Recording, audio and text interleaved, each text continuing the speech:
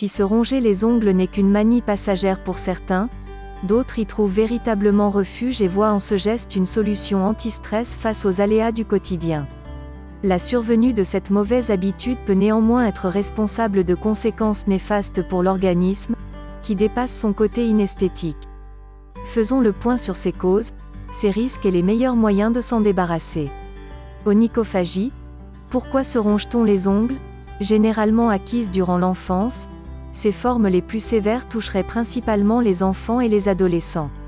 Spécialiste des thérapies comportementales et cognitives, TCC, Stéphane Ruzinek explique que cela peut être lié à l'ennui ou à l'anxiété ressentie par les jeunes.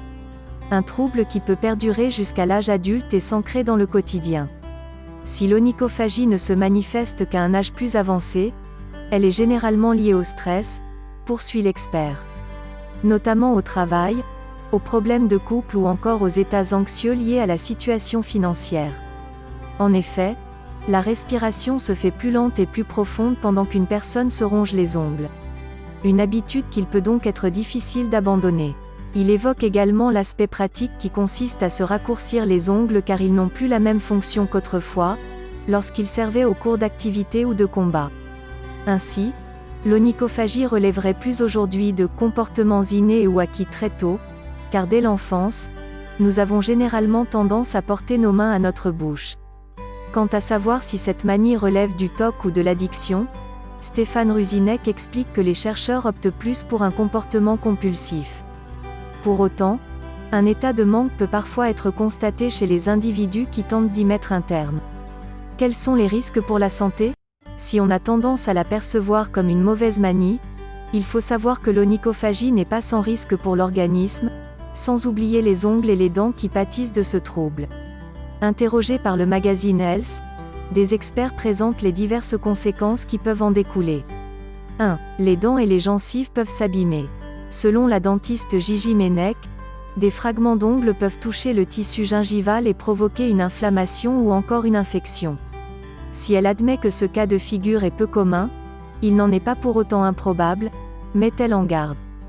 Elle révèle par ailleurs que parmi ces patients qui se rongent les ongles, les problèmes les plus récurrents concernent souvent des dents fissurées, parfois fracturées à l'avant de la bouche, notamment lorsque cette manie est chronique. Un avis rejoint par le docteur Gérald Kierzek qui explique sur Europe 1 que l'on peut finir par abîmer l'émail dentaire. 2. L'ongle subit une déformation. Au-delà des conséquences que l'onychophagie peut entraîner dans l'organisme, la première répercussion visible est esthétique et concerne l'état des ongles. Comme l'explique Debra Jaliman, dermatologue à New York, cette mauvaise manie peut les empêcher de pousser correctement et entraîner des déformations. Cela s'observe notamment au niveau de la matrice de l'ongle avec des petites stries, ce qui montre que ce dernier est en mauvaise santé.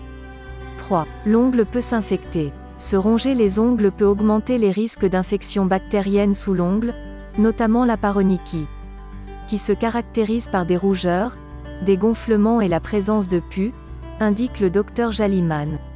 En outre, ce type d'infection requiert généralement un traitement antibiotique pour la soigner et peut parfois se transformer en véritable danger. En Écosse, un homme avait failli mourir d'une infection bactérienne à cause de l'onychophagie.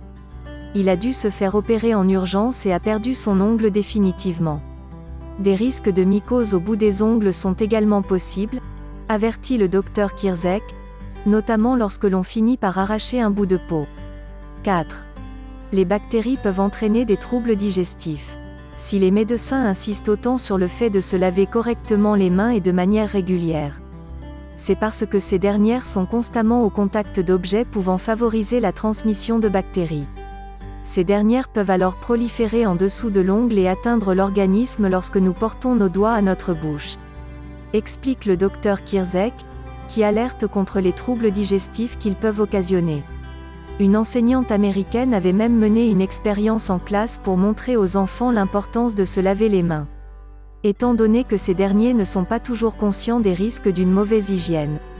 Comment arrêter de se ronger les ongles? Si la plupart des enfants délaissent cette habitude à l'âge adulte, certains continuent même au-delà de l'adolescence. Pour cette raison, il est conseillé de les inciter à s'en défaire, sans pour autant exercer une pression qui pourrait s'avérer contre-productive. Parmi les règles à suivre pour arrêter de se ronger les ongles, vous pouvez hydrater vos mains pour que le goût désagréable d'une crème vous empêche de les porter à votre bouche. Optez pour une alternative à ce geste, comme une boule anti-stress. Couvrir l'ongle rongé d'un pansement pour éviter d'y toucher. Limez vos ongles correctement pour ne pas être tenté de les égaliser avec les dents. Mettre un vernis amer pour que le goût en bouche soit désagréable. Privilégiez les manucures ou la pose de vernis pour vous dissuader d'y toucher. Parlez à un professionnel pour vous aider à mieux maîtriser votre stress. Pratiquez une activité sportive ou relaxante telle que la méditation, le yoga ou la sophrologie pour vous détendre et canaliser vos angoisses. Dans les cas les plus graves, Stéphane Ruzinek indique toutefois que la prise en charge doit être globale pour soigner le trouble à l'origine de cette manie. L'approche ne peut se réduire à considérer le trouble pour lui-même. Elle doit s'intéresser à tout ce qui le compose, explique le spécialiste des thérapies comportementales et cognitives. Cela implique des facteurs tels que le stress ou encore les ruminations qui peuvent pousser à se ronger les ongles ou prolonger cette mauvaise habitude.